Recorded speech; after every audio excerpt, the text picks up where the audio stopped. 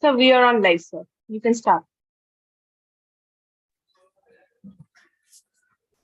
Good evening, everyone, and thank you, IJCP Publications, for inviting me today to speak on a very interesting topic, which is Alzheimer's dementia.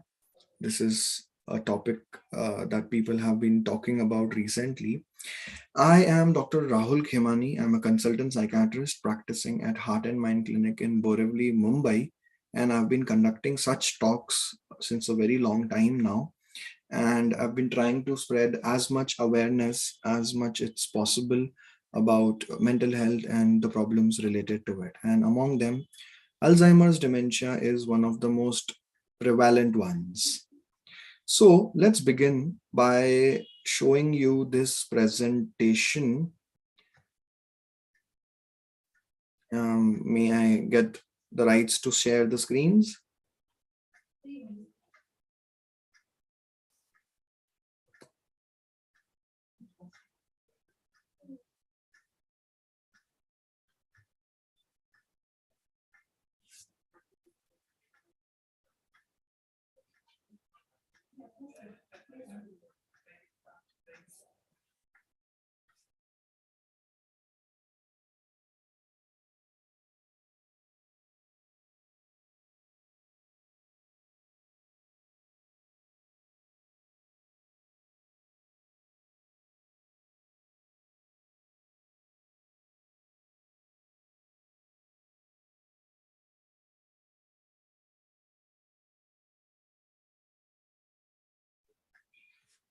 So here we are again, yes, and I begin with a very favorite question of mine, which all of you who have followed me on YouTube or Instagram know. What are we missing? And I'll go quickly about it by telling you that this is a very famous painting called as Elephant in the Room, where you can see that there is this huge elephant right in front of these people, but they are absolutely oblivious to the fact. So as you can see how people are unaware and they're focusing on their work, what is this elephant in our lives where we are unaware about it and we are going about our day-to-day activities. The same thing that I began with, our mental health. Our mental health has taken a bad turn because people have stopped caring about it. People have been overworking. People have been eating a lot of junk food. People have been not caring about their physical health, not going to the doctor on time for checkups, not exercising enough, and so on, which we will be learning in the next few slides. So let's begin. What is this Alzheimer's disease? Alzheimer's is a type of dementia. Dementia is a condition in which you can clearly experience memory disturbances, and then along with that, there are certain other disturbances as well, which include some behavioral problems. So, to define it, according to our textbooks, a progressive and irreversible brain disorder characterized by gradual deterioration of memory to begin with, and then the reasoning, the language, and finally, unfortunately, the physical functioning as well. It affects approximately 3% of the population by the age of 75. It starts first destroying the memory and then goes about to the reasoning as well. The end result being there is an emotionally flat and unresponsive being, which unfortunately it's difficult to digest. A very interesting quote that I came across was that Alzheimer's is the cleverest thief because she not only steals from you, but she steals the very thing you need to remember what's been stolen. So, what's the difference between an Alzheimer's and and basically dementia? Dementia is a collective term under which comes Alzheimer, which is the most commonest cause. Some forms of dementia are not known to be temporary, reversible, which get cured with proper and timely medication, for example, deficiency of vitamin B12. But Alzheimer's is not one of them. It's a terminal one where you do not have medicines to reverse it, but there are measures to keep it under control. A person can get affected by dementia during any stage of life, but Alzheimer's usually occurs in elderly age There's a possibility of an early onset Alzheimer's as well. Who does this Alzheimer's affect usually? Like I said, elderly individuals, usually above 65. But like I said, if it happens before 65, we call it as early onset Alzheimer's.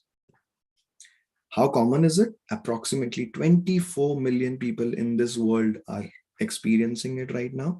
And 1 in 10 people above the age of 65, and nearly a third of people above 85 has the condition. Types of Alzheimer's are three: preclinical, or we call it as mild cognitive impairment, MCI. That's a stage which is not that easily identifiable. But if you do identify that stage and start with the treatment, it does not progress to the mild to moderate stage. And once it enters the severe stage, it's very difficult to manage an individual at home. Like I said, the mild cognitive impairment is approximately there for a period of 7 years and it goes under the radar. It begins in the medial temporal lobe. Our temporal lobe is where our memory is stored. So most people experience only a short-term memory loss, like you've heard in Gajni, but that was because of an injury, and this is because of an internal degeneration of the brain matter. Mild is approximately for a period of 2 years if it is untreated, and it spreads to the lateral temporal area and to the parietal area as well, which is why people start experiencing problems such as reading. They can't recognize the objects very clearly, and they have a very poor direction sense. Moderate also goes about for 2 years, and this one now is the most difficult one because it goes to the frontal lobe where your personality is there. So people with the moderate stage start talking differently and start acting weirdly. Now, unfortunately, because of that, the judgment is very poor, which means that they don't know what to do in very critical situations. They are becoming very impulsive and they have a very short attention span. So, what you have spoken to them right now, they'll forget in like a few minutes. And very commonly and very importantly, you see situations such as when they go to the washroom, they don't remember that they've gone, and then that they start repeatedly going to the washroom. Or when they have eaten their food, they don't remember that they have eaten the food and they ask for food again. Finally comes the severe stage. If it's completely untreated, then it goes to the severe stage, and here the disease spreads to the occipital lobe too. And that's why various other problems, such as visual problems, also begin. To summarize the symptoms of Alzheimer's, all the stages included, memory is the commonest, like I spoke. There is a specific way the memory goes. The recent memory is the one that is gone. People do not forget the past, they do not forget what they have experienced in their childhood or their early adult ages, which is why these people usually do not recognize their children or their spouses, and they sometimes think that they are maybe their brothers or maybe their uncles or someone. They have trouble with decision making. They cannot make adequate decisions because the frontal lobe is involved. Sleep difficulties are very common because part of the brain which regulates the sleep cycle is disturbed. Difficulty in completing day-to-day tasks. It's become very difficult for them going about through their day-to-day activities. They cannot communicate well. Most importantly, the behavior starts changing. They become aggressive. They become very rude. They feel they have lost their things, and maybe someone else has stolen them. They start becoming suspicious of the maids and other people in the house. They start keeping the key to the locker very close to them and very much. And yes, they become very socially withdrawn. They don't talk to anyone. They sometimes go in a stage of depression as well. The timeline, as you can clearly understand, is where the early brain changes start, where you can recognize it on a scan, preferably a MRI scan. Then starts a subtle decline in their thinking, the memory changes, and then the confusion starts. Inability to bathe, dress, or eat without help, and finally, loss of ability to communicate. What are the causes of dementia? Till date, on record, they have not found a particular cause for it, but they say, based on the various scans and the various studies that have been done, then that there are these certain brain proteins which do not function normally, and also along with that there are these neurons which are damaged, And finally, it's also very common that this condition is genetic. So, the 6 ways to prevent Alzheimer's. There are many, many ways, but among them, the 6 that I consider to be the most important is exercising regularly, minimum 20, maximum 40 minutes a day, preferably in the morning, if not early in the evening. Along with that, a very healthy, balanced diet, staying hydrated regularly, avoiding any processed foods, junk food, no caffeine, and absolutely no alcohol or smoking. Smoking is known to worsen the damage to the brain. And yes, alcohol is neurotoxic. Other drugs are even worse. People usually develop conditions such as dementia and other mental health related problems if you have any other such psychoactive drugs. And yes, blood medications for your diabetes, hypertension are supposed to be taken very regularly. Keep your brain engaged even after retirement. People after the age of 40, 45, once they retire, they don't do anything except for just engaging in gossip and maybe just watching television. Unhealthy. Solve some puzzles, pick up a new skill, maybe go and practice some small time teaching or something of that sort. Go out, meet with friends regularly, join a club, and maybe volunteer, like I said, in an NGO or something. Most importantly, stay safe from any unhealthy activities that or risk taking behavior that you know is going to be harmful to you. How do we diagnose Alzheimer's now? We check the overall health and we understand if the common cause of of dementia is Alzheimer's or maybe something else. Once we have diagnosed with Alzheimer's based on the MRI and CT scans, there are no other currently further tests available to do that. After that, you need to understand that if it's related to certain medications, we check the ability to whether they are able to carry out their daily activities, the medical history, like I spoke of. And sometimes in depression, there is memory loss as well. And that memory loss is misdiagnosed as dementia, but that's not dementia. That is called as pseudo dementia, which once the depression resolves, gets better as well. A very common question asked to me, can I reduce my risk of developing Alzheimer's disease? Definitely. You can by practicing all the 6 positive habits that I've spoken about. Lastly, these risk factors, which a few of them are avoidable, can be tried. Age is not something that is under your control, but yes, increasing age is a very big risk factor. Genetics again, but yes, if you know someone in your family has developed dementia, if you practice positive habits, chances of having dementia reduces. Any head injury, so avoid any unsafe bike riding or unnecessary speeding in your car. Any kind of mental health problems such as depression, take treatment on time, get better quickly. Any heart related problems, any cholesterol raised, any diabetes, unnecessary smoking, as I already spoke about, and keep a check on your obesity, your weight is what I mean. What to do for your loved ones who have Alzheimer's? Learn about the Alzheimer's, know what are the things that you should be doing, what you shouldn't be doing.